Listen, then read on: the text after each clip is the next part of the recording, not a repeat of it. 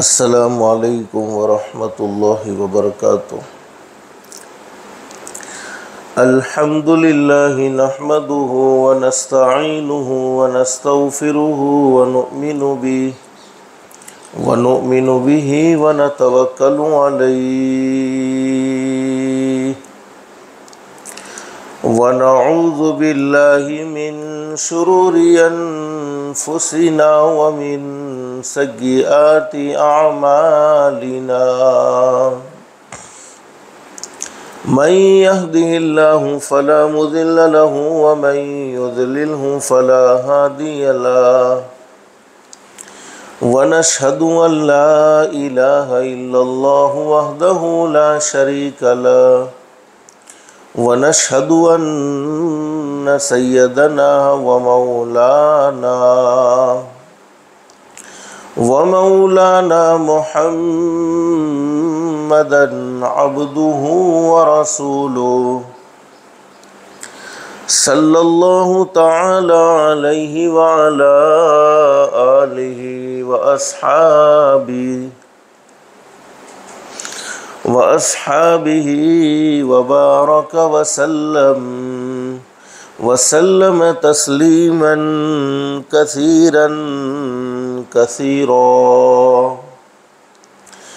अम्मा बादु फ़अऊज़ु बिल्लाहि मिनश शैतानिर रजीम। बिस्मिल्लाहिर रहमानिर रहीम। या अय्युहल्लज़ीना आमनुत्तक़ुल्लाहा वलतंज़ुर नफ़्सुम मा क़द्दमत लिग़दिन वत्तक़ुल्लाह इन्नल्लाहा ख़बीरुम बिमा तअमलून। वला तकूनू कल्लज़ीना नसुल्लाहा फ़अंसाहुम अनफुसहुम उलाइका हुमुल फ़ासिक़ून। ला यस्तवी अस्हाबुन नारि व अस्हाबुल जन्नति हुमुल फ़ाइज़ून।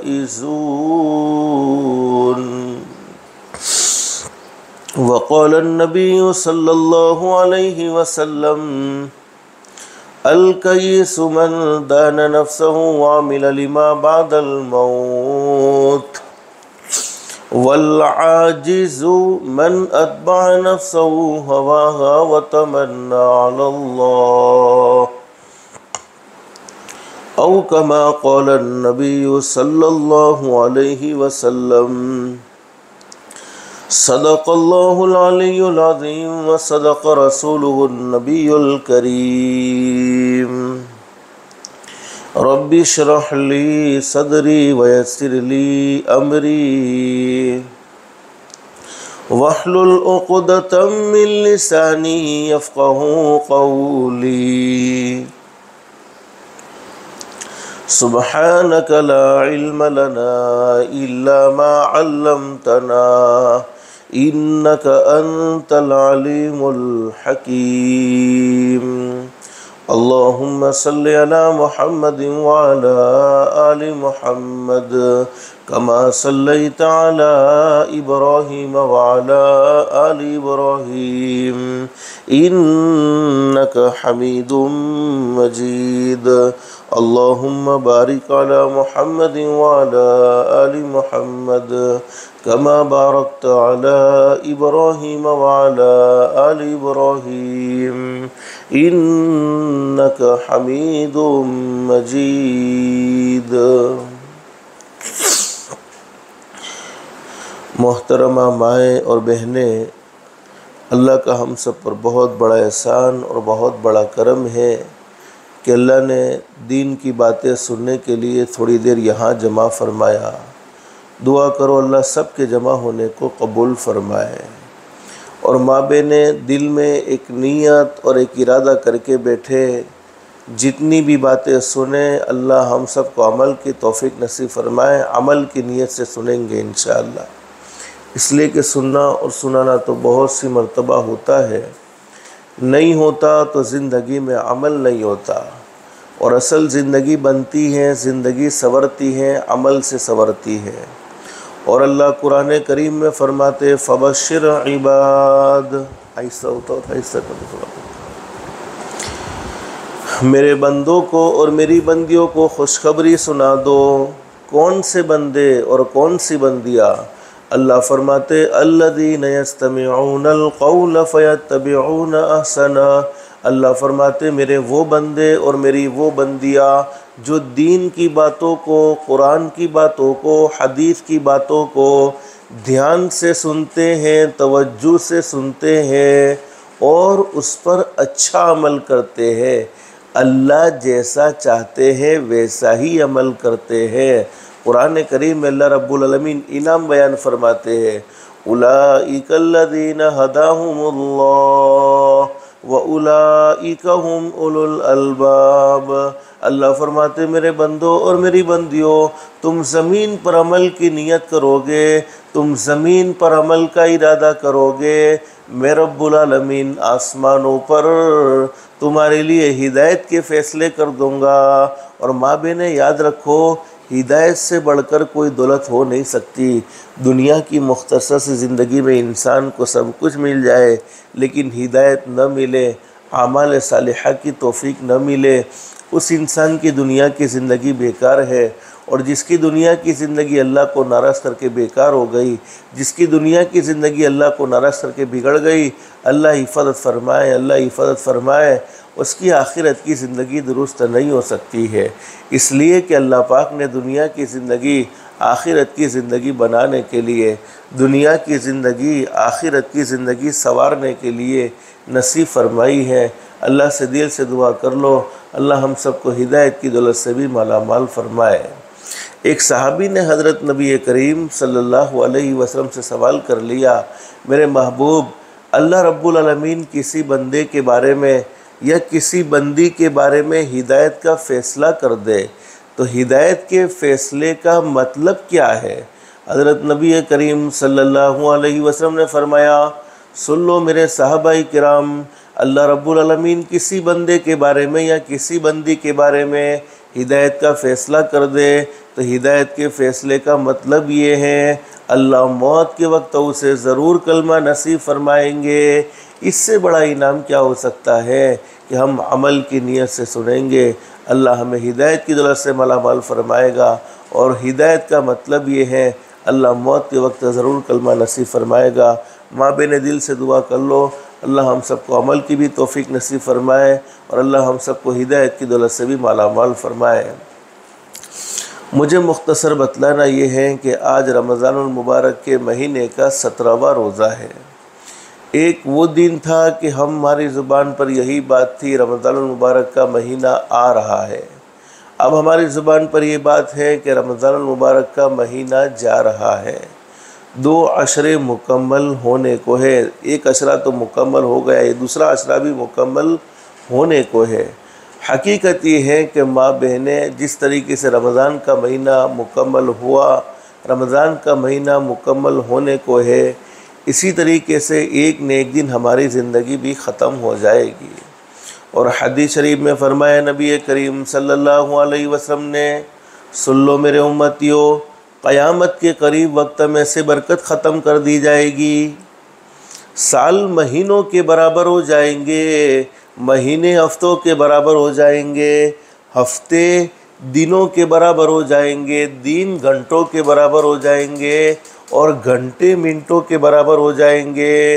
और हकीकत ये है कि हम माँ बहनें देख रहे हैं कितना वक्त तेज़ी से गुज़रता है। अभी एक जुमा गुज़रता नहीं, फ़ौरन दूसरा जुमा आ जाता है। एक रमज़ान मुबारक का महीना अभी गुज़रा था, दूसरा रमज़ान का महीना आ गया और ये दूसरा रमज़ान का महीना भी मुकम्मल होने को है।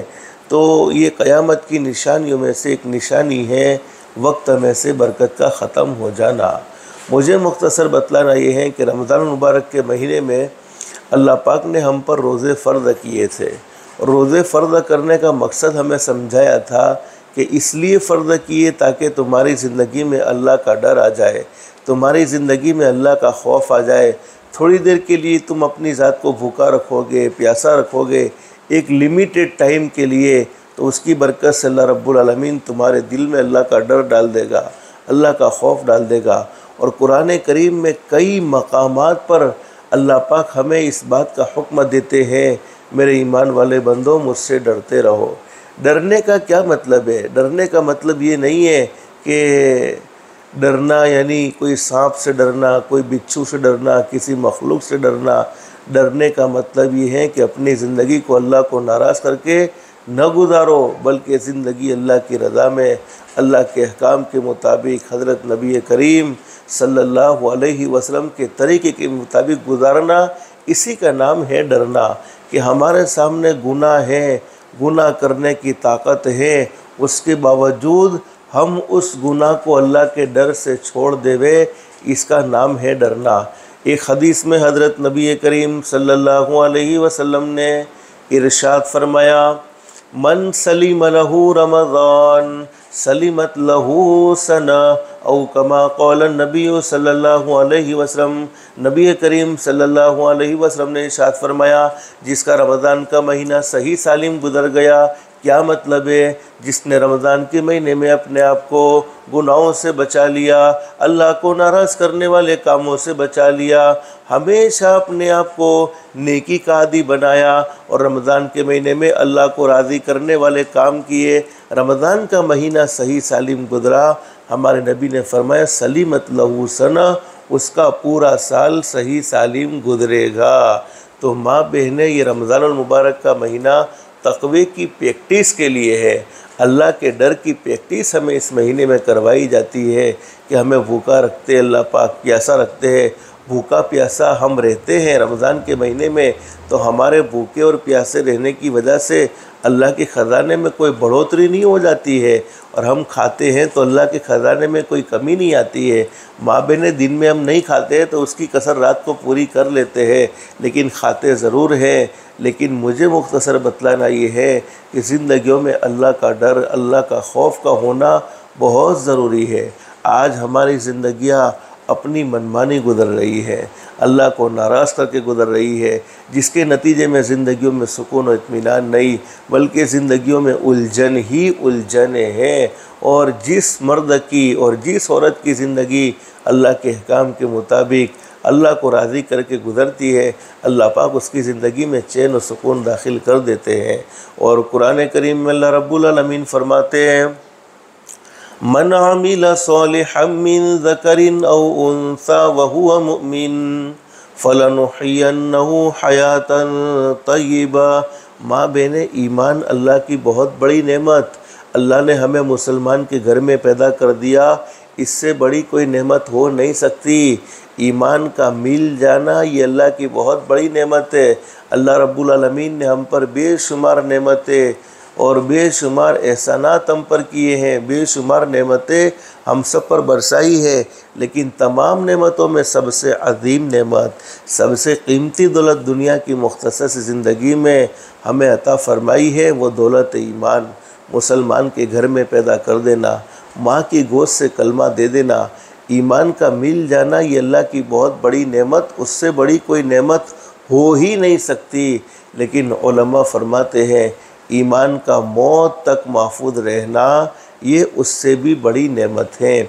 दुनिया की मुख्तसर सी ज़िंदगी में जितने भी हम नेक अमाल करते हैं, चाहे 5 वक्त की नमाज़ पढ़ने का अहतमाम करते हो, चाहे रमज़ान के रोज़े रखने का अहतमाम करते हो, अल्लाह ने माल दिया है ज़कात को अदा करने का अहतमाम करते हो, अल्लाह ने माल दिया है हज की तैयारी करने का अहतमाम करते हो, दुनिया की ज़िंदगी में जितने भी नेक अमाल हम अपने कमज़ोरी से यानी टूटे फूटे जितने भी हम नेक अमाल करते हैं, तमाम के तमाम नेक अमाल का एक ही मकसद है। इस वक्त माँ बहनें, आप गर्मी के मौसम में धूप में अल्लाह के नबी हज़रत मुहम्मदुर रसूलुल्लाह सल्लल्लाहु अलैहि वसल्लम की और अल्लाह की बातें सुनने के लिए आई हो। तमाम के तमाम नेक अमाल का एक ही मकसद है, जो ईमान अल्लाह ने हमें माँ की गोद से नसीब फरमाया, वो ईमान कब्र में जाने तक महफूज कैसे रह जाए। और सबसे बड़ा मसला तो यही है कि हम दुनिया से ईमान की हालत में जाए। एक हदीस में हज़रत नबी करीम सल्लल्लाहु अलैहि वसल्लम ने इरशाद फरमाया, मेरे सहाबाई किराम सुन लो, बादिरू बिल आमाली फितनन का किताइल लैली मुज़लिमा। मेरे सहाबाई किराम सुन लो, जितना हो सके नेक अमाल में जल्दी करते रहो। हमारे नबी ने अपनी उम्मत को ये पैगाम दिया है, सहाबाई किराम ने ये पैगाम हम तक पहुंचाया है। मेरे उम्मतियों, जितना हो सके नेक अमाल में जल्दी करते रहना। नेक अमाल को कल पर मत मुअख्खर करना कि फ़लानी उम्र में नेक हो जाऊंगी, फ़लानी उम्र में रोज़े रखने वाले बन जाऊंगी। माँ ने ये हरगिज़ नहीं सोचना चाहिए फ़लानी उम्र में नमाज का एहतमाम करने वाली बन जाऊंगी, फ़लानी उम्र में फ़लाने गुनाह से तौबा कर लूँगी। एक पल का भी भरोसा नहीं है, पता नहीं कब मौत आ जाए। हम देख सकते हैं गुज़श्ता रमज़ान में हमारे दरमियान में कितने लोग मौजूद थे, इस रमज़ान में हमें नज़र नहीं आते हैं। तो दुनिया से तो हर किसी को जाना होगा, दुनिया में कोई हमेशा हमेशा के लिए नहीं रहेगा, लेकिन कब जाना है वो किसी को भी नहीं मालूम, मुझे भी नहीं मालूम, आपको भी नहीं मालूम। मुमकिन है ये हमारा आखिरी रमज़ान हो, मालूम नहीं। अल्लाह से दिल से दुआ करते रहना चाहिए, अल्लाह हमें रमज़ान का महीना बार बार नसीब फरमाए। और अगर मुक़द्दर में रमज़ान का महीना नहीं है, या आखिरी महीना है, अल्लाह ने ऐसा ही फ़ैसला कर लिया है, हम अल्लाह के फ़ैसले को रोक नहीं सकते हैं। अल्लाह बड़ा बादशाह है, तो फिर अल्लाह से दुआ कर लेना चाहिए, अल्लाह हमें रमज़ानुल मुबारक के महीने के बरक़ात व समरात नसीब फरमाए। हमारे नबी ने फरमाया, मेरे उम्मतियों, जितना हो सके नेक अमल में जल्दी करते रहो। नेक अमल को कल पर न टालो कि कल कर लिए जाएंगे, फ़लानी उम्र में कर लिए जाएंगे, इसलिए कि अंधेरी रात के टुकड़ों की तरह नए नए फितने की खबरें तुम्हें सुनने को मिलेगी। फिर हमारे नबी ने फरमाया, मेरी उम्मत का हाल इतना बुरा हो जाएगा, सुबह में आदमी मोमिन होगा, लेकिन जब शाम को मौत आएगी तो जनाजा काफिर का उठ रहा होगा, और शाम को आदमी मोमिन होगा, लेकिन जब सुबह में मौत आएगी तो जनाजा काफिर का उठ रहा होगा।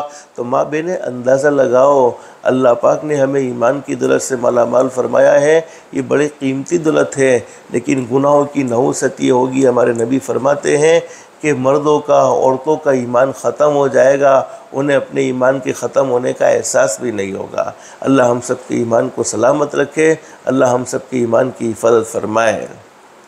तो मुझे बतलाना ये था, कुरान करीम में अल्लाह फरमाते, मर्द हो या औरत, शर्त ये है कि ईमान वाला होना चाहिए, और ये दुनिया भी बाकी है ईमान वालों की वजह से।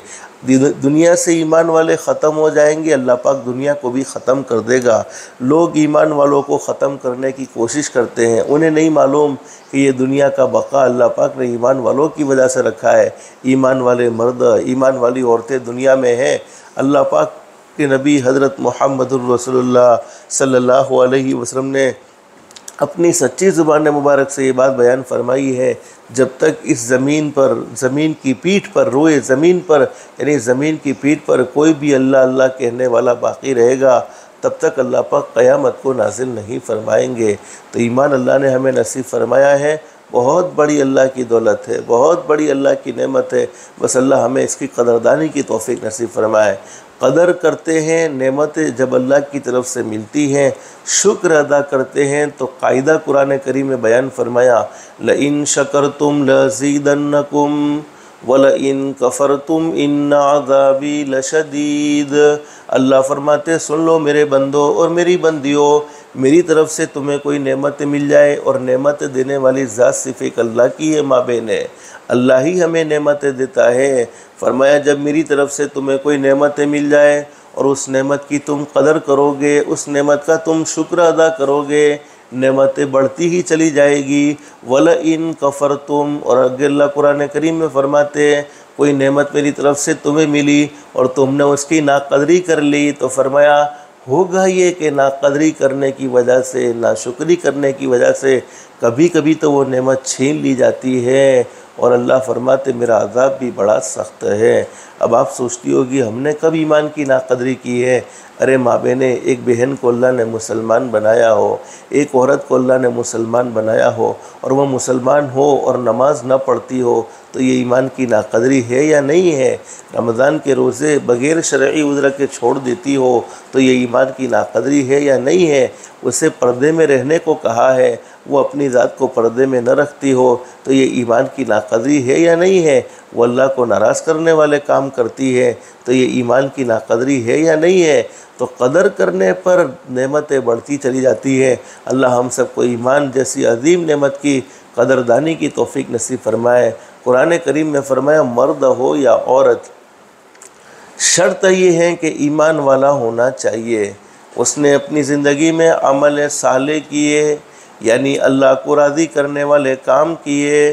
अल्लाह कुरान करीम में आगे बयान फरमाते, इनाम फलनुहियन्नहु हयातन तय्यबा, हम उसकी ज़िंदगियों में सुकून और इत्मीनान डाल देते हैं। बहुत से लोग कहते हैं, मर्द भी कहते हैं, औरतें भी कहती है, दिल बेचैन बहुत रहता है, दिल में बेचैनी बहुत થાય છે, दिल में सुकून नहीं, दिल में इत्मीनान नहीं। ये हर कोई आदमी अपनी ज़ुबान से बोलता है। हकीकत ये है कि दिल का सुकून अल्लाह को राज़ी करने पर है, दिल का सुकून अपनी ज़ात को गुनाहों से बचाने पर है। और हर मर्द हर औरत यही चाहते हैं कि हम जैसा चाहते अल्लाह पाक वैसा ही फ़ैसला करे। माँ बहनें, आपकी भी यही तमन्ना होगी, मैं जैसा चाहती हूँ अल्लाह वैसा ही करे। मैं अपनी औलाद को जैसा देखना चाहती हूँ अल्लाह मेरी औलाद को ऐसा बना देवे। मैं अपने शोहर की कमाई में जैसी बरकत चाहती हूँ अल्लाह ऐसी बरकत हमें नसीब फरमा देवे। आप लोगों की माँ बहनें यही चाहत होती है कि मैं अपने घर में जैसी खैर बरकत चाहती हूँ अल्लाह मेरे घर में वैसी खैर बरकत नाजिल फरमा देवे।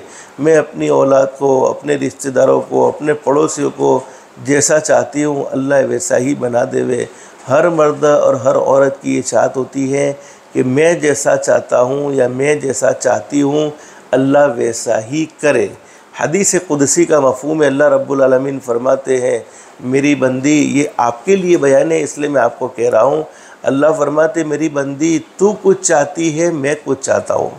माँ बहनों, तुम कुछ चाहती हो और हमारा पैदा करने वाला अल्लाह कुछ चाहता है। अल्लाह फरमाते, मेरी बंदी तू कुछ चाहती है, मैं कुछ चाहता हूँ। होता तो वही है जो मैं चाहता हूँ। माँ बहनें, हम जो चाहते हैं वो नहीं होता, हमारा पैदा करने वाला अल्लाह जो चाहता है वही होता है। अल्लाह फरमाते, मेरी बंदी तू कुछ चाहती है, मैं कुछ चाहता हूँ।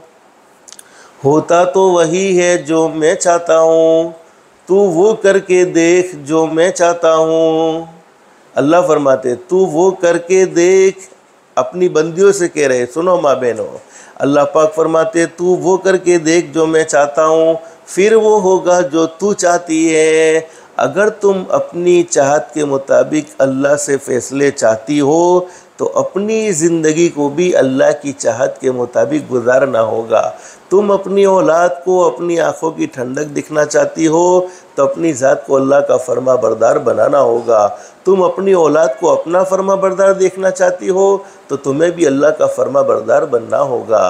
तो माँ बहनें, हम जो चाहते हैं वैसा ही अल्लाह फ़ैसला करे तो हमें भी वैसी ही ज़िंदगी गुजारनी होगी जैसा हमारा पैदा करने वाला अल्लाह हमसे चाहता है। तो मैं असल बतलाना ये चाहता था कि अमल साले करने पर, अल्लाह को राज़ी करने वाले काम करने पर ज़िंदगियों में सुकून और इत्मीनान मिल जाता है। बहुत सी औरतें कहती है, मौलवी साहब घर चेक कराओ ने, घરમાં કોઈ જાદુનો પ્રોબ્લેમ થઈ ગયો છે, કોઈ જિન્નાતનો પ્રોબ્લેમ થઈ ગયો છે। પહેલાં રોજીમાં બરકત બહુ હતી, બહુ કમાઈ હતી, પણ હવે બરકત નથી।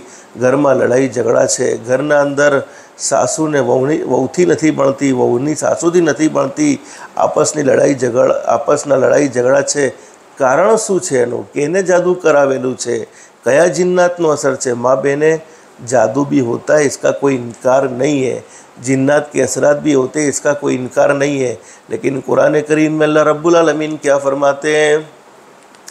मन अरज़ अन ज़िक्री फ़इन्न लहू मईशतन ज़न्का वनहशुरुहु यौमल क़ियामति अमा। अल्लाह फरमाते, मेरे वो बंदे और मेरी वो बंदियाँ जो दुनिया की ज़िंदगी अपनी मनमानी गुजारते हैं, नमाज़ों को छोड़ देते हैं, सिर्फ रमज़ान के साथ नमाज़ों को ख़ास करते हैं, जुमा के दिन नमाज़ों को पढ़ते हैं, माँ बहनें, नमाज़ों को जुमा के साथ ख़ास ना करो। हम अल्लाह की नेमत से सिर्फ जुमा के दिन फ़ायदा नहीं उठाते हैं। हमारा पैदा करने वाला अल्लाह हमें रोज़ाना खिलाता है, रोज़ाना पिलाता है।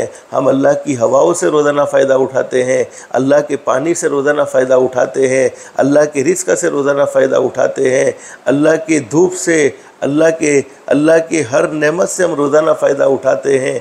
तो फिर नमाज को हमने क्यों 7वें दिन के लिए ख़ास किया हुआ है? और सुन लो माँ बहनों, अल्लाह पाक ने हमें दिन रात में 24 घंटे अता फ़रमाए हैं, और 24 घंटे में सिर्फ सवा घंटे का या 1.5 घंटे का अल्लाह ने हमसे सवाल किया है। अरे माँ बहनों, 24 घंटे में 1.5 घंटा या सवा घंटा अल्लाह के लिए फ़ारिग करना कौन सा मुश्किल मसला है? वो हमारा पैदा करने वाला अल्लाह चाहता तो कह सकता था, नहीं मेरे बंदो, मेरी बंदियों, 1.5 घंटे में तुम अपना काम करो, 22.5 घंटे मेरी इबादत करो। लेकिन उस रब ने ऐसा नहीं कहा, बल्कि कितना बड़ा फ़ज़ल का मामला फ़रमाया, कितना बड़ा रहम का मामला फ़रमाया कि 22.5 घंटे में खाओ भी सही, पियो भी सही, आराम भी करो, अपने दूसरे कामकाज में मशगूल रहो, सिर्फ 1.5 घंटा या सवा घंटा अल्लाह के लिए फ़ारिग करो, अल्लाह के सामने झुक जाओ। माँ बहनों, जो अल्लाह के सामने झुकता है, अल्लाह पूरी मखलूक को उसके सामने झुका देता है, पूरी मखलूक को उसकी इज़्ज़त करने पर मजबूर कर देता है। लेकिन जो अल्लाह के सामने नहीं झुकता है, जो नमाज़ों का अहतमाम नहीं करता है, फिर उसको दूसरों के सामने झुकना पड़ता है। इसलिए नमाज़ों की पाबंदी ज़रूरी है। घर में खैर बरकत चाहिए, घर में आफ़ियत चाहिए, घर में मोहब्बत आपस में चाहिए। 5 वक्त की नमाज का ख़ास तौर पर अहतमाम करो। अपने मासूम बच्चे 7 साल की उम्र हो गई है, इन्हें नमाज़ पढ़ने का कहो।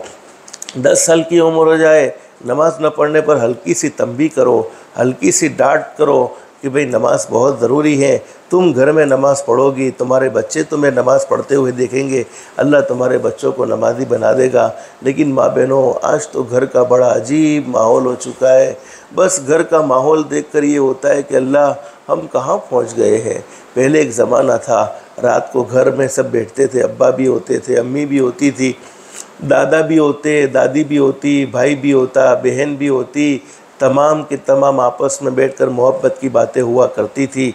दिन में जितने काम किए हैं, उन कामों का रात को चर्चा होता था।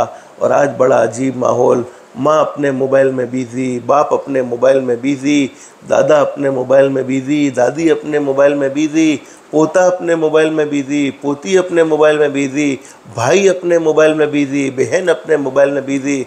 हर कोई आदमी अपने मोबाइल में मसरूफ़ है। मोबाइल ने दुनिया को तो हमसे बहुत करीब कर दिया है, लेकिन हमारे अपनों को हमसे बहुत दूर कर दिया है। माँ बहनों, याद रखो, मोबाइल एक मर्तबा हाथ से चला गया, वापस आ जाएगा। इसका कोई इसका मतलब मुश्किल मसला नहीं है। लेकिन तुम्हारे मासूम बच्चों को तुमने वक्त न दिया, पूरे दिन तुमने अपना वक्त मोबाइल के पीछे बर्बाद कर दिया। ये मासूम बच्चों के जहन में जब ये बात आ गई कि मेरी माँ को और मेरे बाप को मेरी कोई ज़रूरत नहीं है, वो हमेशा अपने मोबाइल में बिज़ी रहते हैं, फिर तुम्हारी औलाद एक मर्तबा तुम्हारे हाथ से चली गई, फिर वो वापस नहीं आ सकती है। तरबियत के दौर में अपने बच्चों को ज़रूर वक्त दिया करो, अपने बच्चों के लिए ज़रूर वक्त फ़ारिग किया करो। मैं आपको मोबाइल का इस्तेमाल करने से नहीं रोकता हूँ, आप इसका ज़रूर अच्छा इस्तेमाल करें। अल्लाह को नाराज़ करने वाला कोई काम मोबाइल के ज़रिए न करें। हम मोबाइल में कोई चीज़ गलत देखते हैं, माँ बहनें दुनिया वाले देखे न देखे, हमारा पैदा करने वाला अल्लाह तो ज़रूर देखता है। और याद रखो, अगर तुम अपनी औलाद को अपनी आँखों की ठंडक बनाना चाहती हो, अपनी औलाद को अपने दिल का सुकून बनाना चाहती हो, हमेशा अपनी ज़ात को गुनाहों से बचाना होगा। मैं गुनाह करता रहूं और मेरी औलाद को मैं अच्छा बनने की उम्मीद रखूं, ये नहीं हो सकता है। हमारी नेकी के असरात भी हमारी औलाद के अंदर मुंतकिल होते हैं, यानी हमारी नेकी हमारी औलाद में जाती है। हम अपनी औलाद से छुप कर गुनाह करते हैं, तो छुप कर गुनाह करने के असरात भी हमारे बच्चों में चले जाते हैं। इसलिए अपने बच्चों का फ्यूचर अच्छा चाहती हो, अपने बच्चों की एक अच्छी ज़िंदगी चाहती हो, बच्चों को थोड़ा बहुत वक्त ज़रूर दिया करो, बच्चों के साथ बैठो। आज बहुत सी मर्तबा हमने देखा है हमारे बच्चे हमारे माँ बाप के बड़े नाफरमान होते हैं। बच्चियों को देखा, माँ का एक जिगर का टुकड़ा होता है, दिल का टुकड़ा होता है, लेकिन कई जगहों के ऐसे वाक़यात हैं कि बच्चियाँ घेरों के साथ चली जाती है। अब माँ बहनों आप सोचती होगी भाई हमें तो बहु पाक साफ चाहिए, हमारो दिल तो बहु क्लियर से तो हमारी छोकरी आऊ ना था। हकीकत यही है कि हाँ, अगर तुम्हारी तरबियत अच्छी है यकीनन तुम्हारी बच्चियाँ ऐसा नहीं कर सकती है। हम दिल से दुआ करते अल्लाह हमारे तमाम मुसलमान बच्चियों के ईमान की हिफाजत फरमाए और तमाम बच्चियों का अच्छा मुक़द्दर बनाए। लेकिन हकीकत क्या है, हम अपने बच्चों को वक्त नहीं देते हैं, उनकी सही तरबियत नहीं करते हैं, जिसके नतीजे में हमारे बच्चे गुनाहों की तरफ चले जाते हैं। फिर वो ईमान जैसी अजीम नेमत को पहचानते नहीं हैं। इसलिए रोज़ाना 7 मिनट या 10 मिनट अपने मोबाइल को बंद कर दो, मोबाइल को छोड़कर अपने बच्चों को वक्त दो। फ़ज़ाइल की तालीम रोज़ाना अपने घर में ज़िंदा करो। कान में अल्लाह के नबी की हदीसें जाएगी, हज़रत नबी करीम सल्लल्लाहु अलैहि वसल्लम के मुबारक फरमान बच्चों के कानों से टकराएंगे। एक न एक दिन वो बच्चे हमारे फरमा बरदार ज़रूर होंगे। दिल में अल्लाह की मोहब्बत बचपन से ही होगी, अल्लाह के नबी की मोहब्बत बचपन से ही होगी। जब वो अल्लाह को पहचानते होंगे, अल्लाह के नबी को पहचानते होंगे, तभी तो वो हमारा हक़ अदा कर सकते हैं। आज माँ बहनों को अपने बच्चों को स्कूल पढ़ाने की बड़ी फ़िक्र होती है। माँ बहनें, दुनियावी तालीम से नहीं रोका गया, ज़रूर दुनियावी तालीम हासिल करनी चाहिए, लेकिन मदरसे का कोई एहतमाम नहीं, दीन की तालीम की कोई फ़िक्र नहीं। हालांकि हदीस शरीफ में लिखा है कि जिन माँ बाप ने अपने बच्चों को दुनिया में दीन सिखाया है, कुरान करीम की तालीम से वाकिफ़ किया है, शरीयत से वाकिफ़ किया है, अल्लाह की पहचान अपने बच्चों को करवा दी, हज़रत नबी करीम सल्लल्लाहु अलैहि वसल्लम की मोहब्बत अपने बच्चों के दिलों में डाल दी, अब वो बच्चे जितने भी नेक अमाल दुनिया में करते रहेंगे, सराय के सारे नेक अमाल का सवाब माँ बाप को भी मिलता रहेगा। माँ बहनें, एक न एक दिन हमें मरकर दुनिया से चला जाना है। हम चाहते हैं कि हमेशा हमें नेकियां मिलती रहे, हमेशा हमें अल्लाह की तरफ से राहत मिलती रहे। तो हमारे बच्चों को दीनदार बनाना ये माँ बाप की ज़िम्मेदारी है। माँ बाप अपने बच्चों को घर मदरसे में भेज तो देते 1-1.5-2 घंटे के लिए, लेकिन घर पर अपने बच्चों की कोई फ़िक्र नहीं होती है। तो 7 साल की उम्र हो जाए बच्चों को नमाज का कहो, 10 साल की उम्र हो जाए थोड़ी बहुत तंबीह करो। बच्चों को भी 24 घंटे मोबाइल का आदी न बनाओ। आज मोबाइल की वजह से कितनी बड़ी बड़ी बीमारियों ने जन्म ले लिया है। फिर लोग सोचते हैं कि कोई जिन्नात का असर है, जादू का असर है। नहीं, जिन्नात जादू के कोई असरात नहीं होते हैं। ये मोबाइल का ओवरलोड इस्तेमाल करना भी बीमारी का सबब होता है। ये मोबाइल का ओवरलोड इस्तेमाल करना कैंसर की बीमारी का सबब, आँखों की बीमारियां हमारे बच्चों के अंदर, कितने छोटे छोटे बच्चे आँखों की चश्मे के शिकार हो चुके हैं।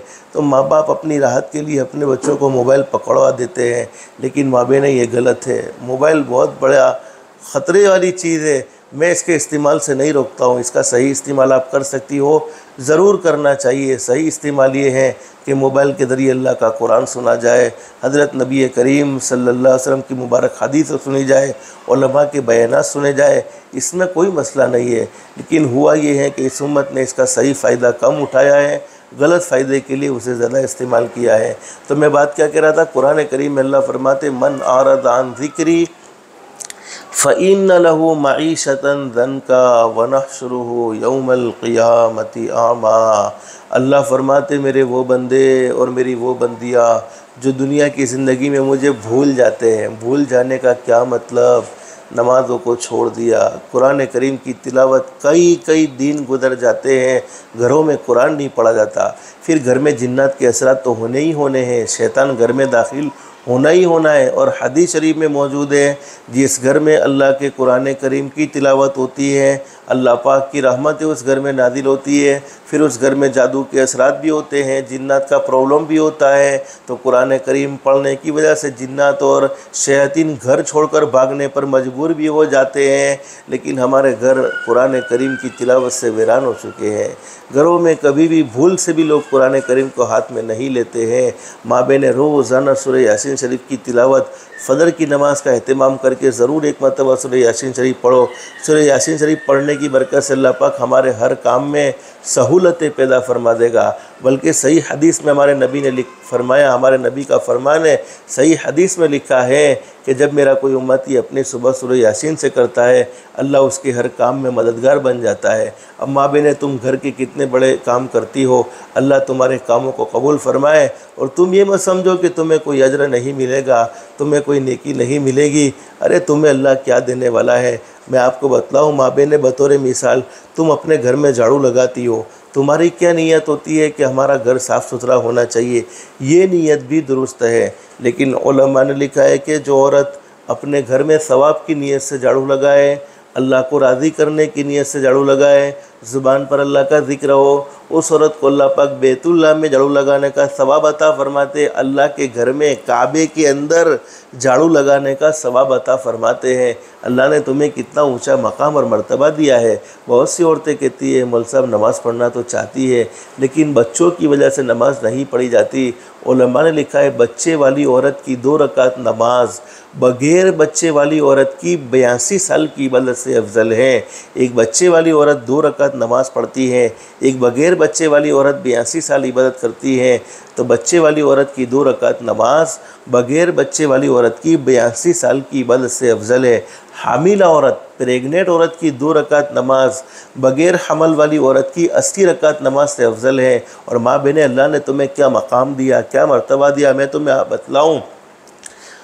हदीस शरीफ में लिखा है कि जब कोई औरत प्रेगनेंट होती है, हामिला होती है, रात को वो सोती है, वो तो आराम से सो रही होती है। अल्लाह रब्बुल आलमीन फ़रिश्तों से फरमाते, मेरे फ़रिश्तों, मेरी इस बंदी की रात सोने में न लिखो बल्कि उसकी पूरी रात इबादत में लिख दो।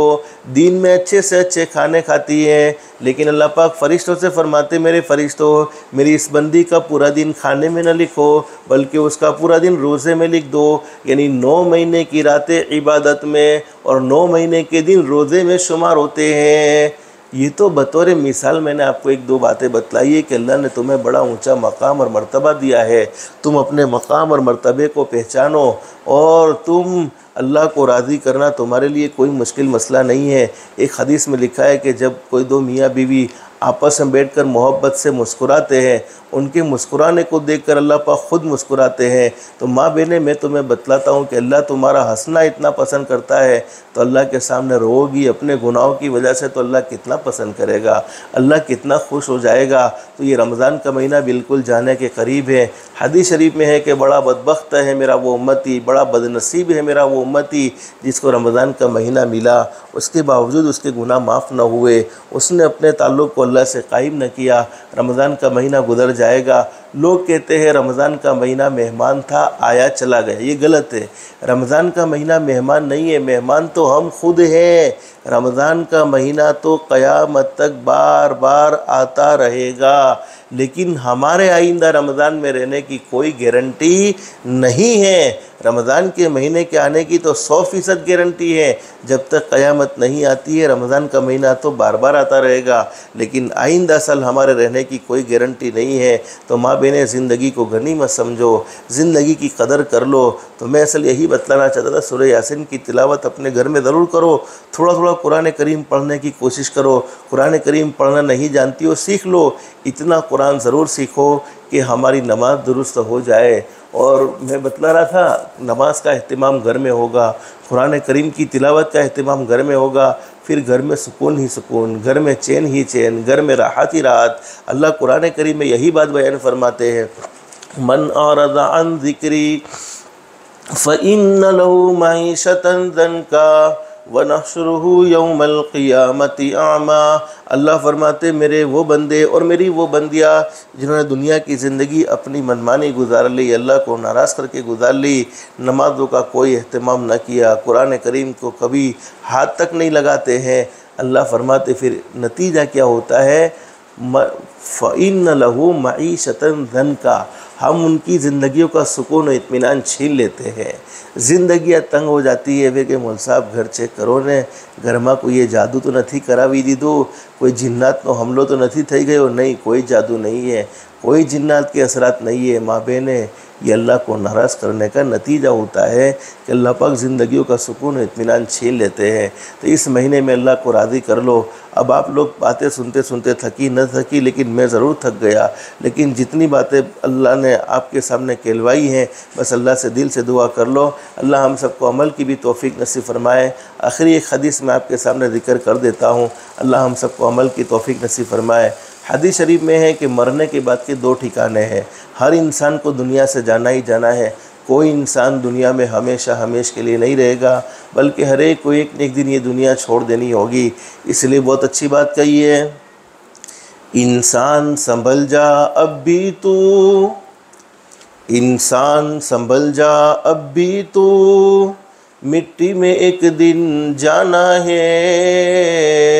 अल्लाह को नाराज़ करते हुए संभल जा, अपनी आँखों का गलत इस्तेमाल करते हुए संभल जा, ज़ुबान से किसी की बुराई करते हुए संभल जा, ज़ुबान से झूठ बोलते हुए संभल जा, अरे किसी के बारे में गलत बातें कहते हुए संभल जा, अपने हाथों से किसी पर जुल्म करते हुए संभल जा, अपने पैरों से अल्लाह की नाफरमानी वाले रास्ते पर चलते हुए संभल जा, नमाज़ों को छोड़ते हुए संभल जा, रमज़ान के रोज़ों को छोड़ते हुए संभल जा।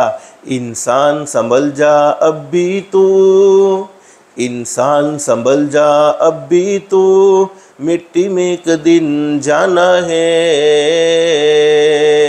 तेरे बड़े भी चले गए और तेरा भी नंबर आना है। हर एक को बारी बारी ये दुनिया छोड़ देनी होगी। कोई दुनिया में हमेशा हमेश नहीं रहेगा। बहुत सी मर्तबा माँ बहनें हम अपनी औलाद की वजह से अल्लाह की नाफरमानी करते हैं, लेकिन जब दुनिया से चले जाते हैं वो औलाद सिर्फ कब्रिस्तान तक साथ आ गई तो आ गई, वरना बाद में फिर साथ आने को तैयार नहीं है। इसलिए बहुत अच्छी बात कही है, जाएगा जब जहाँ से, दुनिया से तो हर किसी को जाना ही जाना है। कोई दुनिया में हमेशा हमेश नहीं रहेगा। हमने अपनी आँखों से कई जनाजे देखे हैं, अपने कानों से कईयों के इंतकाल की ख़बरें सुनी हैं।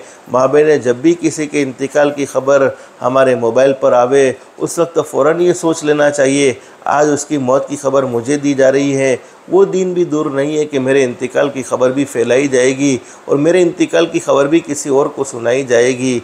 जाएगा जब जहाँ से, जाएगा जब जहाँ से, कोई न साथ होगा। जाएगा जब जहाँ से, कोई न साथ होगा। 2 गज कफन का टुकड़ा तेरा लिबास होगा। दुनिया में कितने भी अच्छे जोड़े पहने होंगे, लेकिन मौत आएगी वो जोड़े निकाल दिए जाएंगे। सिर्फ 2 कफन की चादरों में दुनिया से जाना होगा। माँ बहनें, अच्छे जोड़े पहनने में कोई मुमानत नहीं है। ज़रूर हलाल कमाई से अच्छे जोड़े भी पहनने चाहिए, उसका कोई इनकार नहीं है, लेकिन मुझे असल बतलाना ये है कि हमेशा अपनी आखिरत को सामने रखो। हदीस शरीफ में लिखा है कि मरने के बाद के 2 ठिकाने हैं, एक जन्नत और एक जहन्नम। हमारे नबी ने फरमाया, मेरी उम्मत की वो औरत जिसने अपनी ज़िंदगी में 5 काम किए, जन्नत के हर दरवाज़े से उस औरत को बुलाया जाएगा, अल्लाह की बंदी मुझ में से दाखिल हो जा, अल्लाह की बंदी मुझ में से दाखिल हो जा। यानी उस औरत को जन्नत का इंतज़ार करने की ज़रूरत नहीं पड़ेगी, जन्नत में जाने का कोई इंतज़ार करने की ज़रूरत नहीं पड़ेगी। जन्नत खुद उस औरत का इंतज़ार करेगी, जन्नत खुद उस बंदी का इंतज़ार करेगी। कौन से 5 काम है? नंबर 1, 5 वक्त की नमाज, जिसका हमेशा एहतमाम करते रहो। और नमाज़ पढ़ने की बरकत से सबसे बड़ा फ़ायदा तो ये होगा, अल्लाह मौत के वक्त ज़रूर कलमा नसीब फरमाएगा। अल्लाह आफ़ियत वाली, कलमे वाली, ईमान वाली मौत नसीब फरमाएगा। नंबर 2, जिस औरत ने रमज़ानुल मुबारक के रोज़े रखे, रोज़े माँ बहनें अल्लाह पाक ने फ़र्ज़ किए हैं, मजबूरी है हैज़ के अय्याम, जिन अय्याम में नमाज़ें माफ़ हो जाती है, यानी टाइमिंग के अय्याम में रोज़े रखने की इजाज़त नहीं है। टाइमिंग के अंदर जितने रोज़े छूट जाए उसकी रमज़ान के बाद कज़ा कर लेनी चाहिए। लेकिन माँ बहनें, आपको मालूम है हदीस शरीफ में मौजूद है, हमारे नबी हज़रत मुहम्मदुर रसूलुल्लाह सल्लल्लाहु अलैहि वसल्लम ने फरमाया, सुन लो मेरे उम्मतियों, नमाज़ पढ़ोगे जन्नत मिलेगी, हज करोगे जन्नत मिलेगी, ज़कात अदा करोगे जन्नत मिलेगी, सदक़ात व खैरात करोगे जन्नत मिलेगी, किसी के साथ भलाई का मामला करोगे जन्नत मिलेगी, लेकिन रोज़ा रखने पर जन्नत नहीं मिलेगी। सहाबा ने पूछा, अल्लाह के नबी, रोज़ा रखने पर जन्नत नहीं मिलेगी तो रोज़ा रखने पर क्या मिलेगा? हमारे नबी हज़रत मुहम्मदुर रसूलुल्लाह सल्लल्लाहु अलैहि वसल्लम ने फरमाया, सुन लो मेरे सहाबाए किराम, रोज़ा रखने पर तो खुद अल्लाह मिल जाएगा। जन्नत मिले तो एक मिले, दो मिले, तीन मिले, अल्लाह मिला, दुनिया भी मिल गई, आखिरत भी मिल गई। रोज़ा मामूली इबादत नहीं है, लेकिन हमारा रोज़ा भी कबूल होना चाहिए। बहुत से रोज़ा रखने वाले ऐसे हैं जो सिर्फ दिन भर के भूखे हैं, लेकिन न उन्हें कोई फ़ायदा है, सिर्फ इनका भूखा प्यासा रहना है। वो कौन से लोग हैं? हमारे नबी ने फरमाया, जो रोज़े में झूठ बोलने वाले हैं, किसी की ग़ीबत बुराई करने वाले हैं। आज औरतों की बड़ी ज़बरदस्त आदत होती है, एक बहन दूसरी बहन को फ़ोन लगाएगी, केम छे भाई, शहरी बेरी खाई लीधी, आज शहरी वस्तु खाधु होतुं, इफ्तारी नो शुं प्रोग्राम छे, पछी के ते पेली फलाणी रुकैयानी बात सांभળી, ते पेली फलाणी जैनबनी बात सांभળી, ते पेली फलाणीनी बात सांभળી। यानी वो फलाणी फलाणी फलाणी करते करते करते करते यहाँ पर मोबाइल ख़त्म होता है, यानी मोबाइल फ़ोन कट होता है, आसमान से उसके रोज़े को ख़त्म कर देने का फ़ैसला कर दिया होता है। तो माँ बहनें, अपनी ज़ुबान को रमज़ान के महीने में कंट्रोल में रखो। वैसे भी भूखा रहना, प्यासा रहना हमें बर्दाश्त नहीं है, तो फिर क्यों हम अपने रोज़े को बर्बाद कर दें किसी की बुराई करके? अपनी बातें करो, किसी और की बातें न करो। हदीस शरीफ में मौजूद है, हज़रत नबी करीम सल्लल्लाहु अलैहि वसल्लम के एक सहाबी जिनका नाम है हज़रत अबू उमामा अल-बाहिली रज़ियल्लाहु अन्हु फरमाते हैं, नबी करीम सल्लल्लाहु अलैहि वसल्लम ने इरशाद फरमाया, क़यामत के दिन बहुत से लोग ऐसे होंगे जिनको इनका नामा अमल सीधे हाथ में दिया जाएगा, और सीधे हाथ में मिल जाना ये इस बात की निशानी होगी कि वो लोग जन्नती होंगे। वो अपने नामा अमल में बहुत सारी नेकियां देखेंगे, हज अपने नामा अमल में देखेंगे, उम्रा अपने नामा अमल में देखेंगे, बहुत से भलाई के काम अपने नामा अमल में देखेंगे। वो लोग अल्लाह से सवाल करेंगे, इलाहुल आलमीन, हमने तो दुनिया की ज़िंदगी में से कोई नेक अमल किए नहीं थे, अरे हज भी नहीं किया था, उम्रा भी नहीं किए थे, और नवाफिल का भी एहतमाम नहीं था, फिर तूने हम पर फ़ضल का मामला क्यों फरमाया, करम का मामला क्यों फरमाया, कैसे तूने हम पर आफ़ियत का मामला फरमा दिया?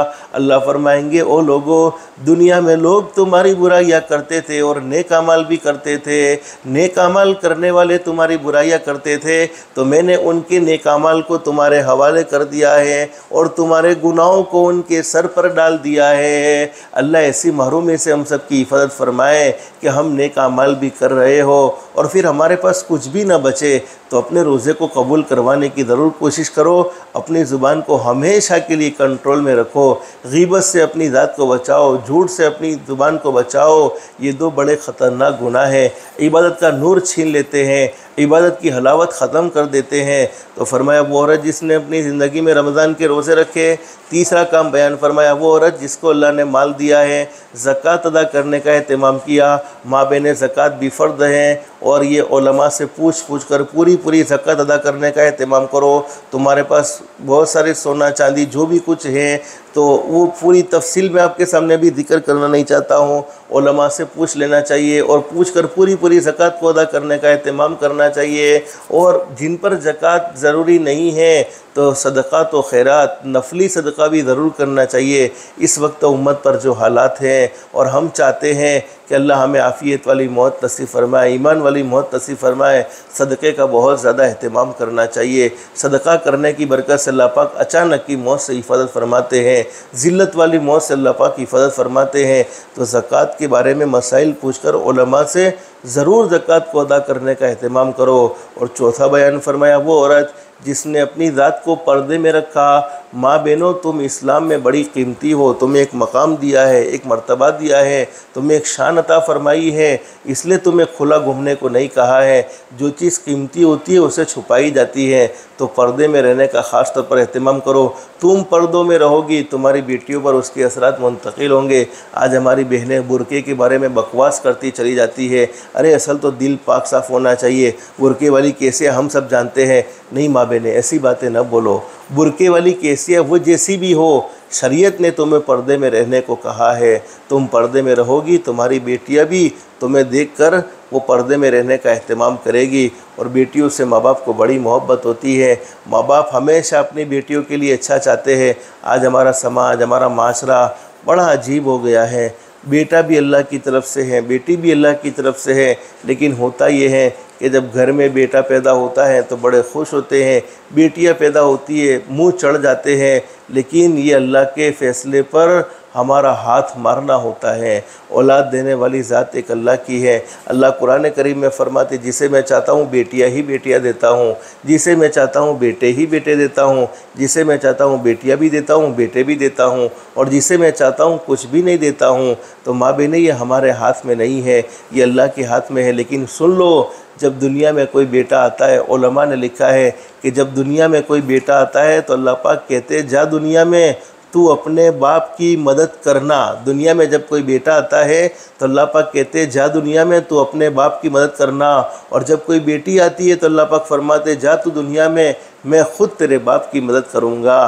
तो ये बेटियां बोझ नहीं होती है। माँ बाप को अपनी बेटियों से बड़ी मोहब्बत होती है। जब कभी कभी बेटियां, माँ बाप अपनी बच्चियों को रुखसत करते हैं, ससुराल भेजते हैं, अब उस वक्त बेटी की शादी होती है, अगरचे बाप का चेहरा हंसता हुआ नज़र आता होगा, माँ हंसती हुई नज़र आती होगी, अब बेटी तो रुखसत होकर चली गई। कई कई दिन ऐसे गुजर जाते हैं कि माँ बाप को सुकून की नींद नहीं आती। ए अल्लाह, तेरे हुक्म पर, तेरे नबी के हुक्म पर मैंने अपनी बेटी को किसी और के हवाले किया है। मालूम नहीं ससुराल वालों ने इसके साथ क्या मामला किया होगा, इसका शोहर जालिम तो नहीं होगा, इसकी सास जालिमा तो नहीं होगी। मैंने तो उस वक्त हर वक्त उसकी राहत का ख्याल रखा है। कई कई दिन तक माँ बाप अपने दिल में रोते रह जाते हैं, अल्लाह मेरी बेटी के साथ क्या मामला हुआ होगा, क्या मामला हुआ होगा। तो माँ बहनें, हमेशा आपको आपकी बेटियों की फ़िक्र है और होना भी चाहिए। तो फिर क्यों अपनी बेटियों की अच्छी तरबियत ना हो। जब बेटियों को अच्छी तरबियत की होगी और हमारी नेकी के असरात हमारे बच्चों में ज़रूर मुंतकिल होते हैं, फिर फ़िक्रमंद होने की ज़रूरत नहीं है। जब एक माँ ने अपनी बेटी को पूरी शरीयत और सुन्नत से वाकिफ़ कर दिया, अब वो बेटी ससुराल में जाएगी तो माँ को इत्मीनान होगा, नहीं मैंने मेरी बेटी को अखलाक भी सिखलाए हैं, मैंने मेरी बेटी को किरदार भी सिखलाया है, शोहर के साथ कैसा रहना चाहिए वो भी सिखलाया है, सास के साथ कैसा रहना चाहिए वो भी सिखलाया है। फिर माँ मुतमईन रहेगी।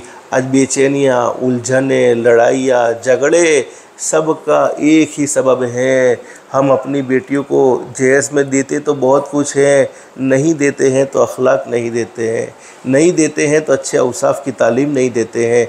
तो चौथा काम बयान फरमाया वो औरत जिसने अपनी ज़ात को पर्दे में रखा, और पांचवा काम हदीस शरीफ में बयान फरमाया वो औरत जिसने अपने शोहर की फरमा बरदारी की।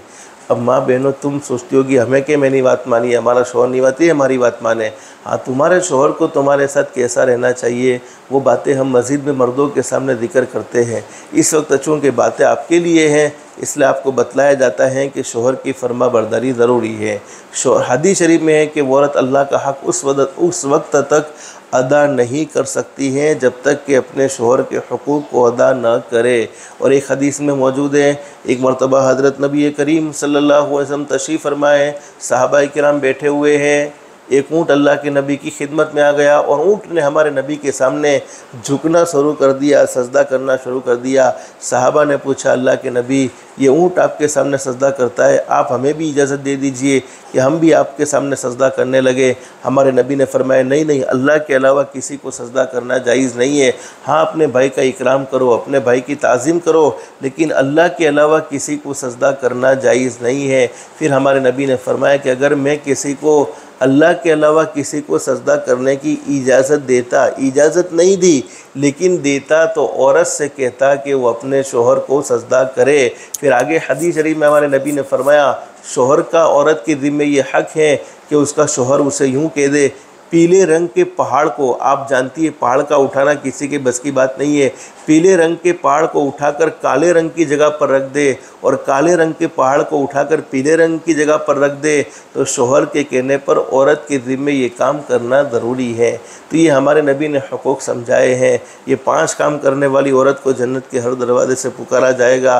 तो माँ बहनें, दिल से दुआ कर लो, अल्लाह हम सबकी दुनिया भी बेहतर से बेहतर बनाए, आखिरत भी बेहतर से बेहतर बनाए। जितना हो सके अल्लाह के सामने माफ़ी मांगने का अहतमाम करो।